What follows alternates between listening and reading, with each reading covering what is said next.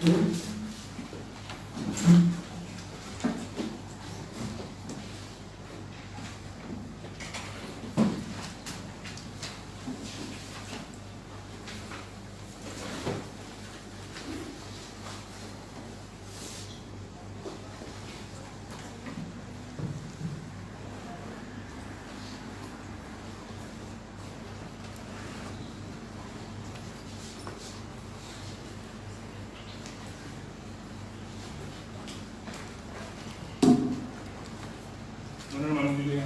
me acompañen en oración.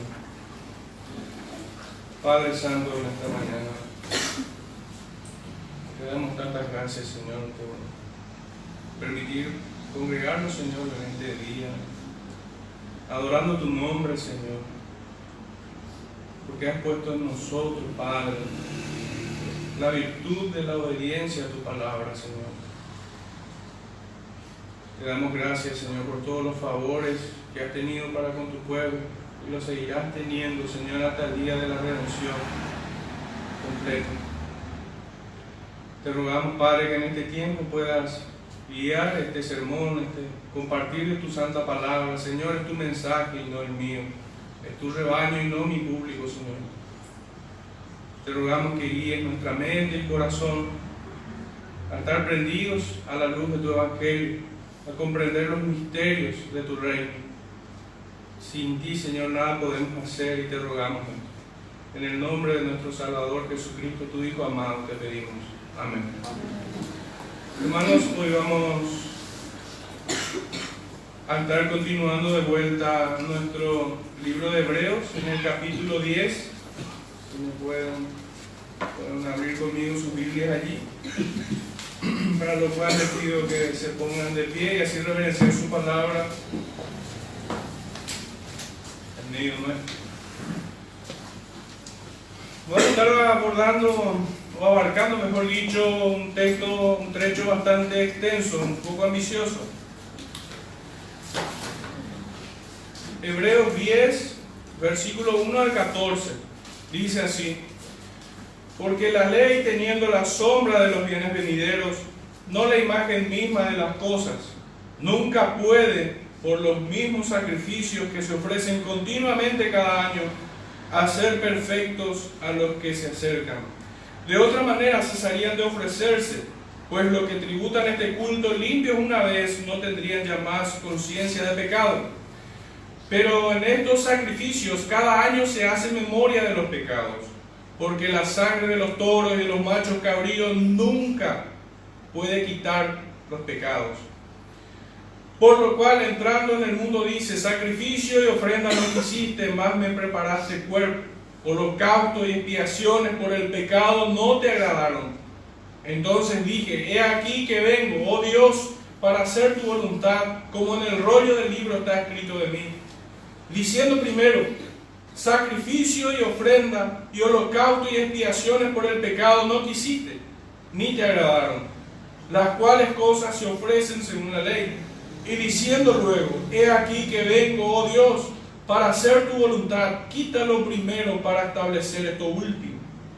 En esa voluntad somos santificados mediante la ofrenda del cuerpo de Jesucristo, hecha una vez para siempre.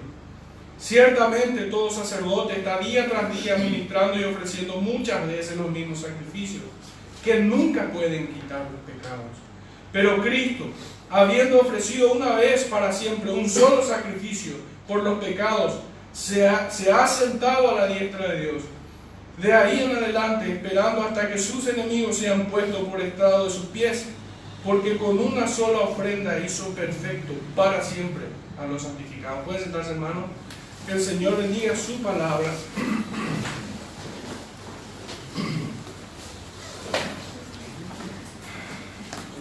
Y debido a un poco a nuestro contexto, que como país latinoamericano estamos envueltos en una religión que incluso ya trasciende la cultura, es cultural, permea nuestra cultura. Y lo primero con lo que colisiona este texto es en torno al sacrificio de la Eucaristía. ¿Y de qué manera? Porque en el texto vemos que nunca Él se agradó de ningún sacrificio. ¿Cómo pudiera ser que en este tiempo la Eucaristía como sacrificio pudiera satisfacer a Dios, pudiera ser agradable a Dios? Y esto de ninguna manera. Se ofreció una sola vez y para siempre, y este es el sacrificio que Dios Padre aceptó de su Hijo, solo de Él, una sola vez y para siempre. Pero en estos versículos estamos entrando, digamos que en el cierre de una serie de temas que estuvimos abordando y que tienen relación con el sacerdocio, el sacrificio, el tabernáculo, el templo terrenal y también el nuevo pacto. Todo esto encerrado en este tema, en el nuevo pacto. Estos temas se fueron desarrollando desde el capítulo 5 a lo largo de 103 versículos y entrado en este capítulo 10 va cerrando en estos 14 versículos que hoy tomamos. Por lo cual creo que es oportuno y pertinente hacer una breve introducción de toda esta carta como un pequeño recuento de lo que venimos estudiando.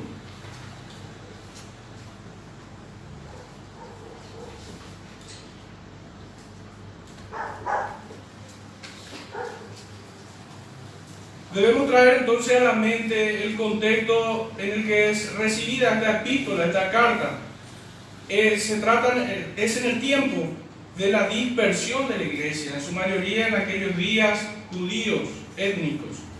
Nuestros hermanos en Cristo, en su mayoría eran de esta tribu, o sea, mejor dicho, de este pueblo.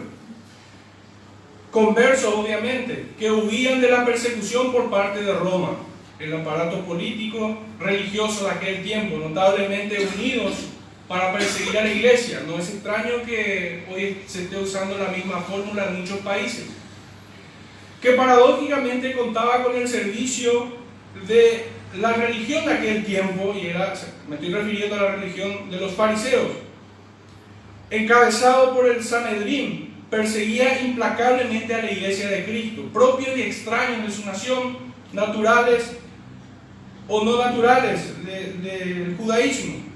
Ejemplo de esto es el caso de Esteban. Es por esta persecución que la iglesia se dispersó a todas las latitudes. Fueron esparcidos por el mundo conocido de aquellos días, en gran parte hacia Asia. Pero el Señor tenía un propósito con esto. No era algo que escapaba a su control. De hecho, que esto redituó en bendición, porque el Evangelio se propagó no solo en aquel lugar, no se privatizó, no se monopolizó por un pueblo, ni mucho menos, como hasta ese entonces los judíos se jactaban de tal cosa, sino que el Evangelio se dispersó a todo el mundo conocido.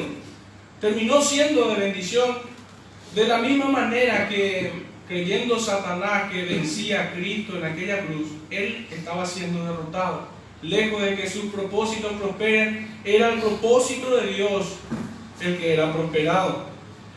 Pero la persecución no se quedó allí, sino que salió tras la iglesia, acusando, encarcelando y condenando a muerte a todo hombre, bajo el terrible cargo, delito de ser cristiano, seguidor de Cristo. Es en este contexto que esta carta fue dirigida a la iglesia, en su mayoría judíos. Es en este contexto, en este tiempo, que tenían que lidiar en su escape, estos hermanos, con el paganismo de los griegos, que contaminaban todo el mundo conocido, y con la presión de los judaizantes, que los querían someter bajo los viejos rudimentos del judaísmo, que había rechazado a Cristo. Esto último constituía un peligro latente, digamos que mayor. El peligro de los judaizantes era aún más fuerte que el paganismo de los griegos, ya que si ellos se volvían de su fidelidad a Cristo, por decirlo así, se apartaban de Cristo, de la verdadera fidelidad a Él, y volvían a su antiguo judaísmo, dejarían de ser perseguidos y encontrarían de alguna manera algún aliado para resistir. a los otros que también le asediaban. Es por ello que toda esta carta en su mensaje lidia con el pecado de caer en apostasía, desatendiendo el mensaje de salvación. Pero sobre todo su enseñanza se centra en las excelencias de Cristo como profeta, sacerdote y rey, superior a toda la creación, a los ángeles, a Moisés, a Aarón, a toda la tribu de Leví, al santuario terrenal y a toda la tradición de los fariseos. Es el autor y consumador de nuestra fe. Y aquí quiero hacer una precisión. Esto que acabo de señalar, estas doctrinas, estas perfecciones de Cristo, este contraste de Cristo con toda la creación, se puede ver desde el capítulo 1, desde que comienza la carta hasta el final del capítulo 4. Y es desde el capítulo 5 donde empezamos a abordar estas últimas doctrinas que hablé al comienzo, sobre el sacerdocio, el sacrificio, el tabernáculo terrenal, todo encerrado dentro de una hermosa doctrina que es el nuevo pacto, el pacto de gracia. Puntualmente en estos últimos capítulos nos presenta a Cristo como gran sumo sacerdote, fiador de un mejor pacto, mediador del nuevo pacto de gracia, mucho más glorioso y valioso que el tabernáculo terrenal y las ordenanzas de culto, lidiando así con toda la batería que los judaizantes tenían contra la iglesia para hacerlos tropezar. El escribiente divino argumenta demostrando conocer todo aquello, él no lo menosprecia, pero sin embargo mostraba que Cristo es aún mayor que todo eso. Si los judaizantes apelaban subrepticiamente, bajo engaño, de forma trapera, a la supuesta filiación con Abraham como el amigo de Dios, esta carta nos enseña que Cristo es el Hijo de Dios. Si ellos dijeran que Moisés fue fiel en la casa de Dios, en esta carta nos dice que Cristo es el Señor de esta casa. Si los judaizantes quisieran apelar aún más con engaño, con intención de engañar, muchas veces se utiliza una verdad, pero con la intención de engañar. No solo hay que juzgar las palabras, sino también la intencionalidad de esas palabras, porque se comunica no solamente el significado en palabras, sino que una idea detrás de ella.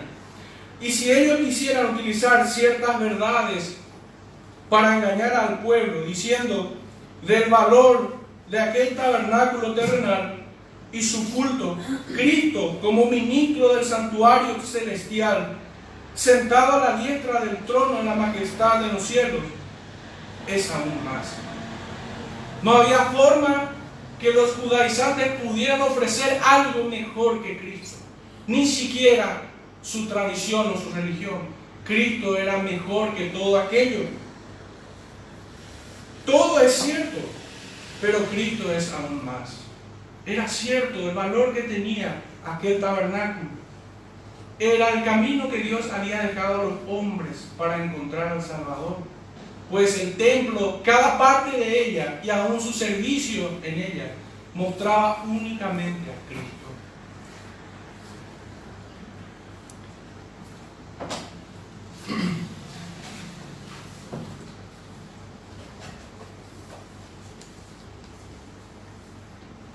Entonces, en este texto que hemos leído hoy, de Hebreos 10, 1 al 4, estamos dando cierre a todos estos temas, a todas estas hermosas doctrinas que vemos perfectas en Cristo Jesús. Y lo he dividido en tres partes. La primera lleva por título la imperfección de aquel culto y su insuficiencia. Y se desarrolla a lo largo del versículo 1 al 4. La segunda sección lo titulé La perfección del sacrificio de Cristo y su suficiencia. Esto va del versículo 5 al 10, para finalmente cerrar con una tercera parte, finalidad del supremo sacrificio de Cristo. Va del verso 11 al 14. Para ello quisiera volver a hacer lectura de estos primeros 4 capítulos que vamos a estar abordando. Dice así: porque la ley, teniendo la sombra de los bienes venideros, no la imagen misma de las cosas, nunca puede, por los mismos sacrificios que se ofrecen continuamente cada año, hacer perfectos a los que se acercan. De otra manera cesarían de ofrecerse, pues los que tributan este culto limpios una vez no tendrían ya más conciencia de pecado. Pero en estos sacrificios cada año se hace memoria de los pecados, porque la sangre de los toros y de los machos cabríos no puede quitar los pecados. Había dicho en la primera lectura, nunca pueden, y es así. No pueden quitar los pecados, nunca han podido, ni lo podrán. Pero quisiera enfocarme primeramente en una sola palabra con la que empieza este capítulo, y es la ley. Me parece necesario hacer una distinción sobre las leyes que nosotros encontramos en la Biblia por la desinformación o mismo la falta de conocimiento sobre este tema. A veces nuestro cristianismo mezcla un poco esto y termina siendo confundido aplicando una ley de manera inapropiada. Y voy a hacer una pequeña distinción de esto para poder entender mejor y tener una mejor base y así entender todo el capítulo. Entonces lo consideré pertinente para esto. Y es que en la Biblia, encontramos tipos de leyes, o grupos, pudiéramos decir, categorías. Son 3 grupos. La primera de ellas la conocemos como leyes morales, o la ley moral, una sola, expresada en Éxodo 20, donde nosotros identificamos como los 10 mandamientos y entendidas en 2 tablas. ¿Por qué entendidas, digo? Porque nosotros vemos que las primeras 4 leyes trata de la relación que tiene el hombre para con su Dios. Y es así que dice: no tendrás dioses ajenos, se trata de vos y él. No tomar su nombre en vano, se trata de vos y él. Sería el tercero, y me salté el segundo: no tendrás imagen, no te harás imagen de Dios. Todas estas 3 primeras leyes tienen que ver la relación del hombre para con Dios, y el 4º mandamiento también así. Cuando leemos acuérdate del día de reposo, es en ese día en que el hombre debe adorarlo, debe rendirle culto al Señor.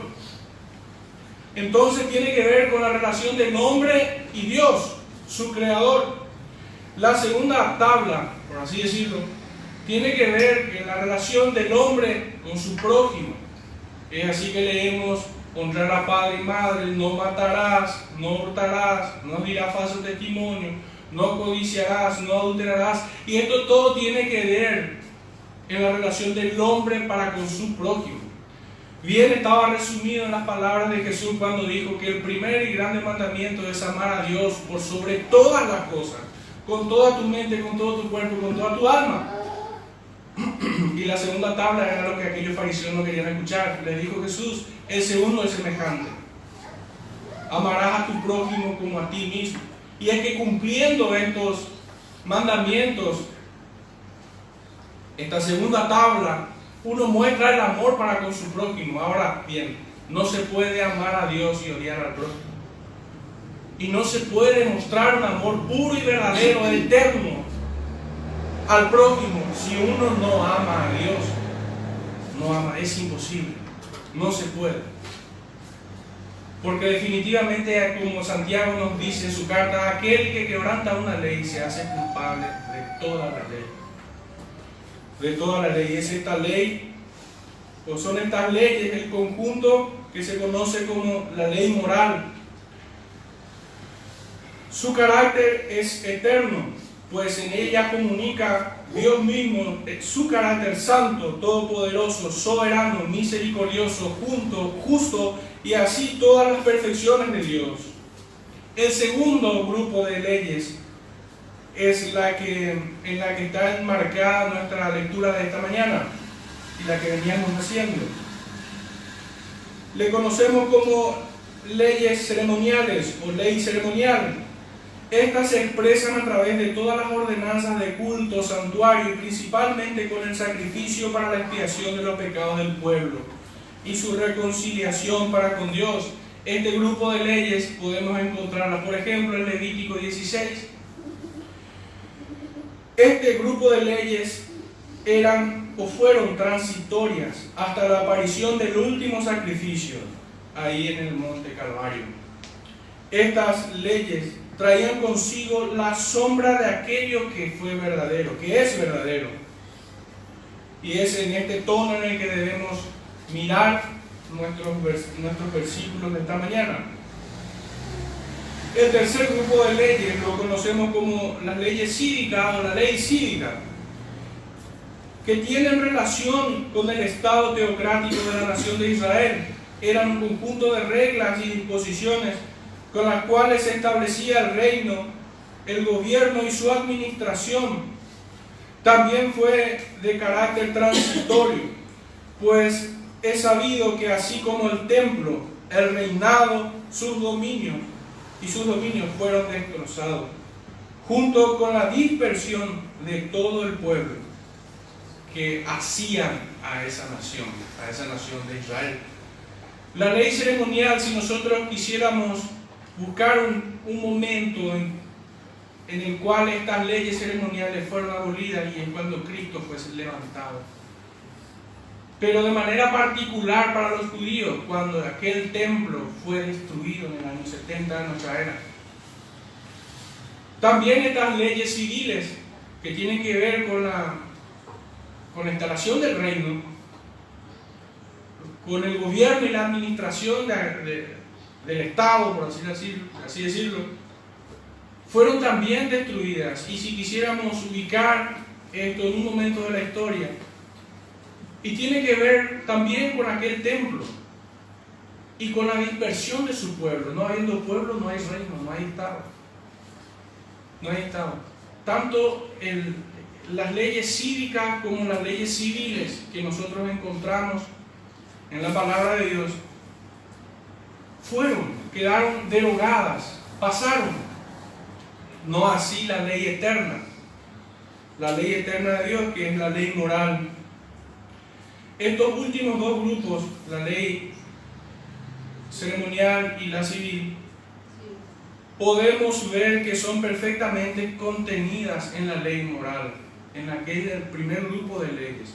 El segundo grupo de leyes, ceremonial, y el tercero, civil, están contenidas dentro de la ley moral. ¿Y qué quiero decir con esto? Y es que en la primera tabla de la ley moral, esas primeras 4 leyes que hacen la relación del hombre para con su Dios, y puntualmente en el cuarto mandamiento, donde se ofrecían todos estos sacrificios, donde el pueblo judío venía al tabernáculo y el sacerdote intercedía por ellos.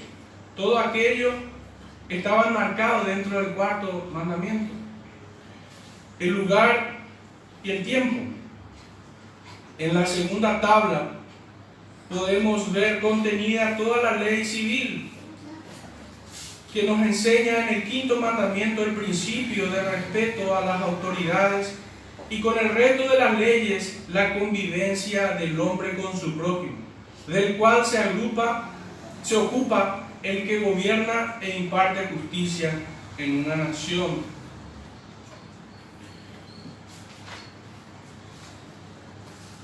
Bueno, hasta aquí hemos visto estos 3 grupos de leyes: moral, ceremonial y civil. Hemos hecho una distinción clara entre unas y otras. La primera es eterna y muestra el carácter santo, todopoderoso, las perfecciones de Dios. El segundo grupo y el tercer grupo eran de carácter transitorio. Uno tenía que ver con el sacrificio, con la reconciliación del pueblo de Dios con su Dios. Y el tercer grupo tenía que ver con el Estado de Israel, con el gobierno. Y a la luz de esta distinción clara podemos entender que aquí, en nuestro texto de Hebreos 1 al 14, se está tratando con el segundo grupo de leyes, la ley ceremonial. que tienen que ver con el sacerdocio, el sacrificio, y en lo relacionado al santuario terrenal, perfectamente armonizado con su contexto anterior. Como había dicho, va desde el capítulo 5 a lo largo de 103 versículos hasta este punto.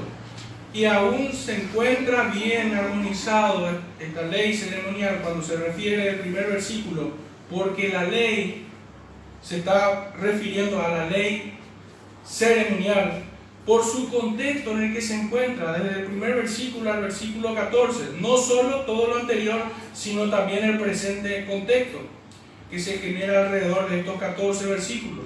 Estas leyes ceremoniales, traían la sombra del verdadero sacerdocio, también la sombra del verdadero sacrificio y aquel verdadero santuario, que solo son una verdad, una realidad en Cristo Jesús. La verdadera sustancia, aquello debe ser visto como un reflejo, como un anticipo, como una gran parábola que señalaba al que había de venir, al enviado de Dios. Todo el culto terrenal, ordenado desde la construcción del templo dado a Moisés y su servicio, estaba viciado de imperfección por la debilidad del pecado. Por ello no tuvieron un sacerdote que interceda perpetuamente por el pueblo. No tuvieron un último sacrificio, sino que ellos constantemente venían y hacían de vuelta sacrificios y sacrificios. No hubo un último sacrificio que pudiera limpiar la conciencia de aquel pueblo. Y también, por ello, aquel tabernáculo no permaneció en pie. Aquel tabernáculo hecho de manos fue destruido. En estas líneas, estos 4 primeros versículos, encontramos las evidencias definitivas e incuestionables de todo este asunto. Aquello fue desechado por su incapacidad, por su insuficiencia. Nunca un hombre pudo ser redimido por aquel culto. No era su propósito. Y es que en estos versículos vemos que los sacrificios no cesaron. No hubo uno que fuera suficiente. No hubo uno que fuera perfecto en su presentación. Se ofrecían continuamente en consecuencia, segunda evidencia. Tercera evidencia, no hacían perfectos a los que se acercaban a este culto. Cuarto, solo hacían memoria de los pecados. Es aquí su propósito. Hacer memoria. Fíjense, aquello tenía el propósito de hacer memoria de los pecados. Nunca un sacrificio de aquellos satisfizo al Señor, a Dios Padre, menos aún hoy la Eucaristía, que hoy se ofrece como sacrificio. La sangre de los toros y de los machos cabríos no quitaban los pecados. Conclusión lógica a todo este asunto. Su insuficiencia era manifiesta, pues la repetición constante de estos sacrificios lastimaba la conciencia de aquellos hombres. Era manifiesta. Nunca un hombre fue redimido en este culto. Sin embargo, cumplía el propósito de mostrar el camino angosto a la salvación y la necesidad del Mesías Salvador, de aquel que había de venir. Los hacía mirar y esperar con ansiedad incluso a aquel Cordero que quitaría el pecado del mundo. Porque hasta ese entonces ni un macho cabrío, ningún toro, ni ningún animal sacrificado allí pudo lo que Cristo logró, ofreciéndose como Cordero de Dios, que fue llevado al matadero, como nos habla el profeta Isaías en su capítulo 53. Podemos cerrar entonces esta sección de la imperfección de aquel culto y su insuficiencia. Era manifiesta. En esta segunda parte la perfección del sacrificio de Cristo. Y me gustaría leer los versículos que van del 5 al 10. Por lo cual, podemos decir en consecuencia a esto que hemos leído o entendido, entrando en el mundo, dice, sacrificio y ofrenda no quisiste, más me preparaste cuerpo. Holocausto y expiaciones por el pecado no te agradaron. Entonces dije, he aquí que vengo, oh Dios, para hacer tu voluntad. Como en el rollo del libro está escrito de mí, diciendo primero, sacrificio y ofrenda y holocausto y expiaciones por el pecado no quisiste, ni te agradaron, las cuales cosas se ofrecen según la ley. Y diciendo luego, he aquí que vengo, oh Dios, para hacer tu voluntad. Quita lo primero para establecer esto último. En esta voluntad somos santificados mediante la ofrenda del cuerpo de Jesucristo, hecha una vez para siempre. El contraste entre aquellos sacrificios y el de Cristo es insondable. Así como el sacerdocio levítico y el sacerdocio de Cristo no se puede comparar. Uno era transitorio e imperfecto y el de Cristo es eterno y perfecto. Y también una distancia que existe entre el tabernáculo terrenal en el cual se ministraba y se ofrecían los sacrificios. Tabernáculo construido por manos de hombres, manos pecadoras, y el tabernáculo celestial, allí donde está la presencia inmarcesible del Dios vivo. Las distancias son insondables verdaderamente. El contraste es absoluto. El contraste es tal, así como la verdad es tan intransigente con la mentira, así como la luz con las tinieblas. Es imposible siquiera comparar. Estas distancias son observables en esta frase cuando leemos, por lo cual, entrando en el mundo, dice. ¿Cómo debemos tomar esta parte? Esto se debe entender como, por eso, cuando Cristo vino al mundo, allí es donde se vio el mayor contraste. El Dios eterno, la sabiduría completa, caminando sobre la tierra y sobre las aguas.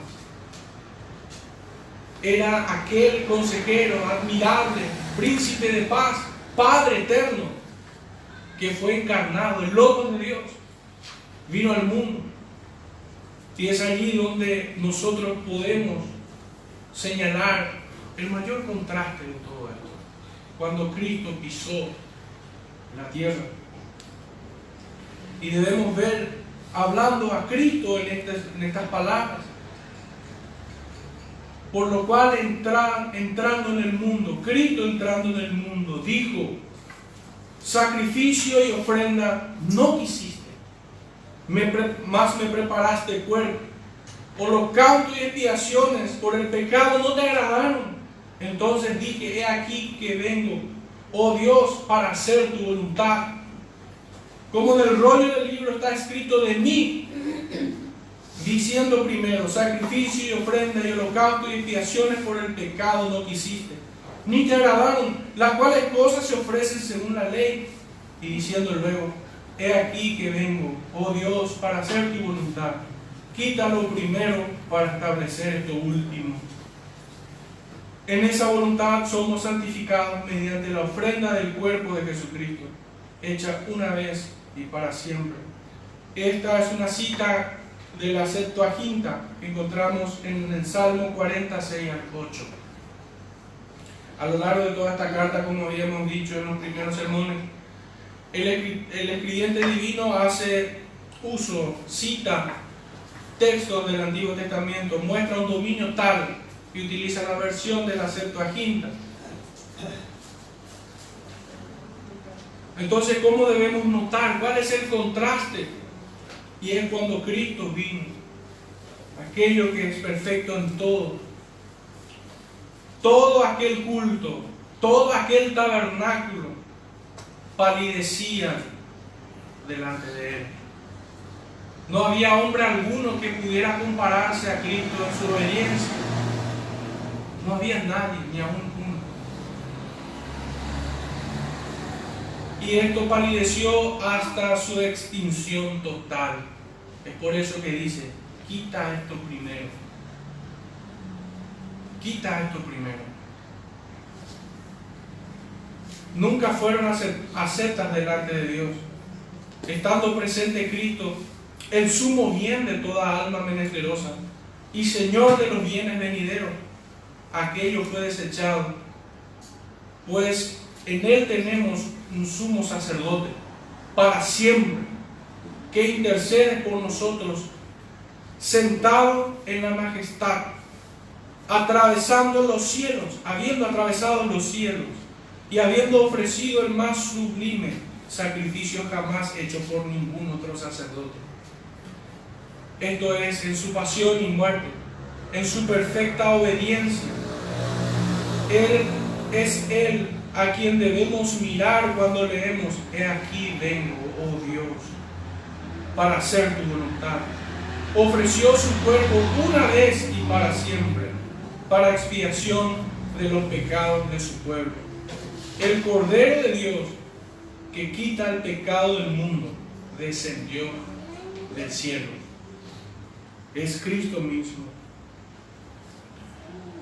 Cristo, en su obediencia activa, cumplió la ley moral totalmente, completamente. Y de esta manera pudo presentarse a cumplir las leyes ceremoniales, ofreciéndose como sacrificio, no por sus pecados, pues en él no había pecado, él había cumplido la ley moral enteramente, cabalmente. Se ofreció a sí mismo por los pecados de su pueblo, cosa nunca antes hecha por ningún otro sacerdote, pues los otros sacerdotes que habían aparecido ofrecían primeramente sacrificios por sus propios pecados y los de su familia. Eran hombres pecadores. No permanecieron para siempre, sino que venían uno detrás de otro. No podían interceder, no podían descansar. Sin embargo, Cristo, habiendo culminado su obra, habiendo consumado aquel sacrificio, se sentó en su trono. Ningún otro sacerdote lo ha hecho. Ninguno pudo descansar de sus obras. Hasta el último día de su vida tenía que seguir ofreciendo sacrificios por los pecados. Pero Cristo lo ofreció una vez y para siempre, y se sentó en su trono, mostrando que todo este sacrificio ha cesado. No hay más sacrificios que hacer. Y de esta manera limpia las conciencias de aquellos que se acercan a Él. Cosa que no podía el primer sistema de culto. No se podía, sino que constantemente, cada año, debían de ser ofrecidos nuevos sacrificios. Más sangre debía derramarse. Y es en su obediencia el punto más alto del sacrificio de Cristo. Es en su obediencia activa a toda la ley moral y en su obediencia pasiva a la ley ceremonial, ofreciendo su cuerpo en su pasión y muerte. A esto me refiero con obediencia pasiva.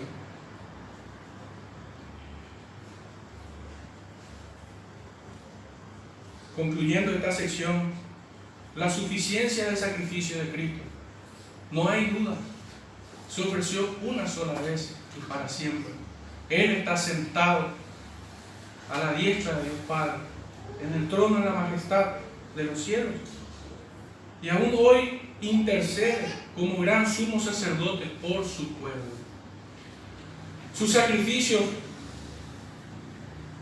es tan poderoso que no solo nos declara justos delante de Dios, sino que ese sacrificio tiene un alcance aún mayor, no solamente por los pecados que hemos cometido, sino por los pecados que cometemos y en los cuales Seguiremos tropezando por los pecados presentes y futuros.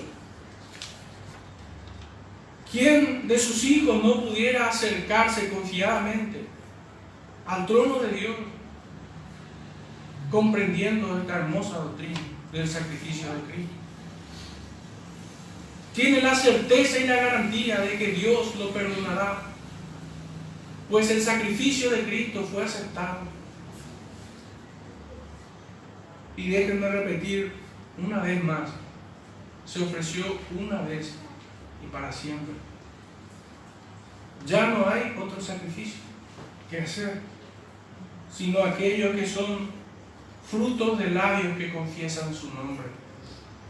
El arrepentimiento no es un punto en la historia del creyente, sino que es un estilo de vida. Porque aún nos toca lidiar con el remanente de pecado que mora en nosotros. Pero han cambiado nuestros afectos. Ha cambiado aquello en lo cual nuestra mente y corazón se deleitaban. Hoy en día anhelamos su palabra, su ley. Anhelamos este poder de su Santo Espíritu para poder hacer las obras de justicia. No como meritorias para nosotros, sino por agradar a nuestro Salvador. Porque nos deleita andar en su palabra. Esta última sección, la finalidad del supremo sacrificio, sería una recapitulación y sentencia de todo esto. Va desde el versículo 11 al 14. Y ciertamente todo sacerdote está día tras día ministrando y ofreciendo muchas veces los mismos sacrificios, que nunca pueden quitar los pecados. Pero Cristo, habiendo ofrecido una vez para siempre un solo sacrificio por los pecados, se ha sentado a la diestra de Dios, de ahí en adelante, esperando hasta que sus enemigos sean puestos por estrado de sus pies. Porque con una sola ofrenda hizo perfectos para siempre a los santificados. En estos dos primeros versículos, el 11 y el 12, vemos el contraste más contundente de todo esto. En el primer versículo, incluso hasta con un tono de tristeza y angustia podemos leerlo. Aquello nunca pudo quitar los pecados. Pero Cristo, habiendo ofrecido una vez para siempre, se ha sentado a la diestra de Dios. El contraste no puede ser mayor en estos dos versículos. Resumiendo todo esto, la insuficiencia y la incapacidad del primero es enorme en contraste a la suficiencia de lo segundo que fue establecido, Cristo. Cuán perfecto y sublime es nuestro poderoso Cristo, capaz de salvar a todos los que se acercan a Él. Esto era lo que aquellos hombres del Antiguo Testamento debían mirar cuando eran parte de este culto. Cuando ellos se acercaban en aquel tabernáculo terrenal, cuando ellos presenciaban aquellos sacrificios una y otra vez, debían haber puesto la mirada en aquel que había de venir,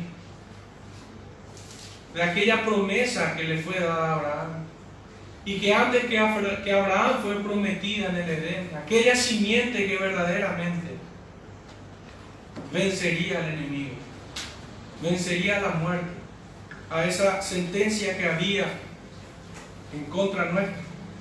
Me gustaría ir cerrando un poco a modo de aplicación leyendo algunos versículos. El primero de ellos se encuentra en Primera de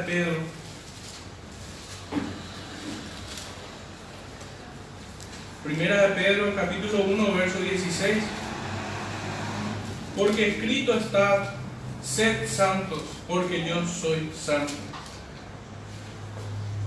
Y si invocáis por Padre a aquel que sin acepción de personas juzga según la obra de cada uno, conducíos en temor todo el tiempo de vuestra peregrinación, sabiendo que fuisteis rescatados de vuestra vana manera de vivir, la cual recibisteis de vuestros padres, no con cosas corruptibles como oro o plata, sino con la sangre preciosa de Cristo, como de un cordero sin mancha y sin contaminación, ya destinado antes de la fundación del mundo, pero manifestado en los postreros tiempos por amor de vosotros, y mediante el cual creéis en Dios, quien le resucitó de los muertos y le ha dado gloria, para que vuestra fe y esperanza sean en Dios. Siguiente texto es el de Efesios capítulo 2.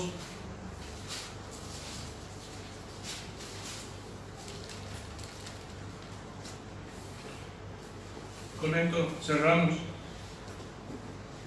Efesios capítulo 2, versículos 11 en adelante.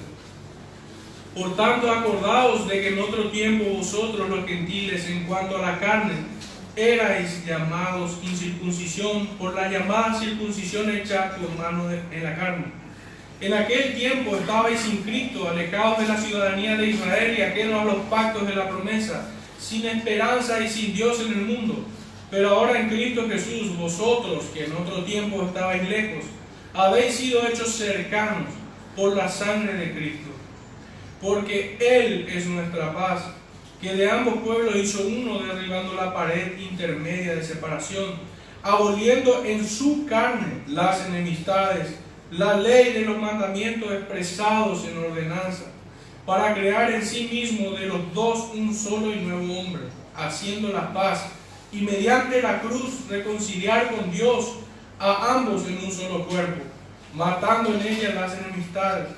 Y vino y anunció las buenas nuevas de paz a vosotros que estabais lejos y a los que estaban cerca, porque por medio de Él los unos y los otros tenemos entrada por un mismo Espíritu al Padre.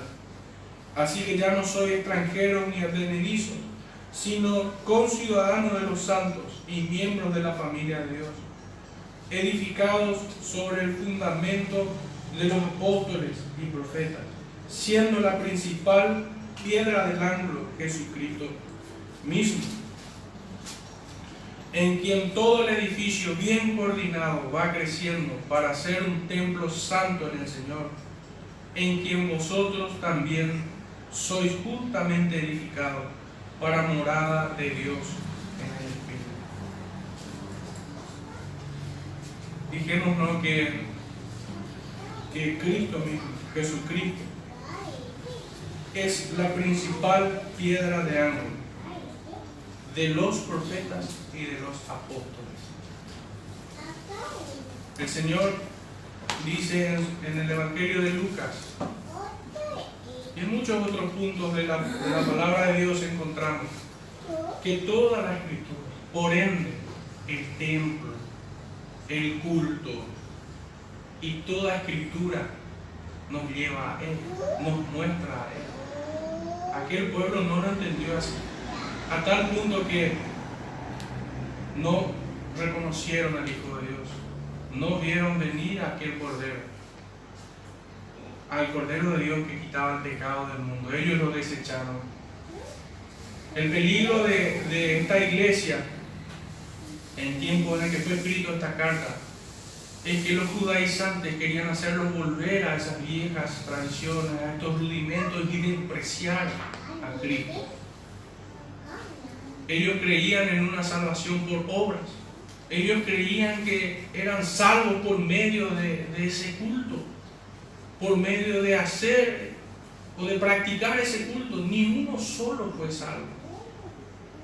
Ni uno solo fue salvo por eso. Aquellos debieron mirar, así como Abraham, como David, aquel que había de venir a la simiente prometida. A Cristo debieron haber mirado. No hay versículo más claro para mí que aquel que dice en Juan 8, capítulo 8, verso 52 más o menos, que dice que Abraham vio mi día y se gozó. O aquel que dice en Hechos 2, versículo 25 en adelante, David siendo profeta, habló de Cristo. Habló de Él. O en Primera de Pedro, capítulo 1, verso 10 al 12, cuando nos dice de que todos los profetas inquirían de qué persona y qué tiempo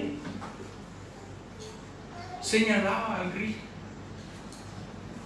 Para mí no hay sombras de dudas cuando Juan nos dice en el capítulo 1, verso 43 en adelante: hemos conocido a aquel del quien habla Moisés y los profetas, a Jesús.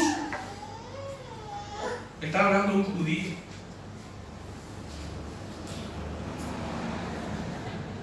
En fin, hermanos, hoy en día nosotros como aplicación no cambiemos a nuestro Cristo por ninguna tradición, no cambiemos a nuestro Cristo por ningún sistema que pudiera hacernos creer a nosotros que hay salvación en nosotros. No desechemos a Cristo de nada. No pensemos nosotros que hemos de ser justificados por nuestras obras. Aún nuestras buenas obras no son meritorias para nosotros. Tan solo hacemos lo que debemos hacer. Tan solo ponemos por obra aquello que el Señor implantó en nuestros corazones. Y que aún andamos sobre aquellos caminos que Él preparó de antemano. ¿Cuál es el mérito del hombre? Solamente podemos decir como el profeta: ¿qué es el hombre para que tenga de él memoria? ¿Qué somos? ¿Quiénes somos? Cristo es todo en nosotros. Por último, veamos así a nuestro Cristo como la causa de nuestra existencia, como el verdadero propósito para que otros lo vean. Oremos, hermanos. Padre Santo, te damos gracias. Tantas gracias te damos, Padre, porque no nos has dejado abandonados en nuestra miseria espiritual, sino que un día así como hoy es día de salvación. Así fue con cada uno de nosotros. Ayúdanos, Señor, a clamar este mensaje a más personas. Aún hoy, Padre, es día de salvación. Y que más personas, más hijos tuyos sean traídos y podamos ver el milagro de la salvación en otros hombres. Bendícenos, Señor, con esta maravilla. Gracias, Padre, por todo, en el nombre de nuestro Salvador Jesucristo. Amén.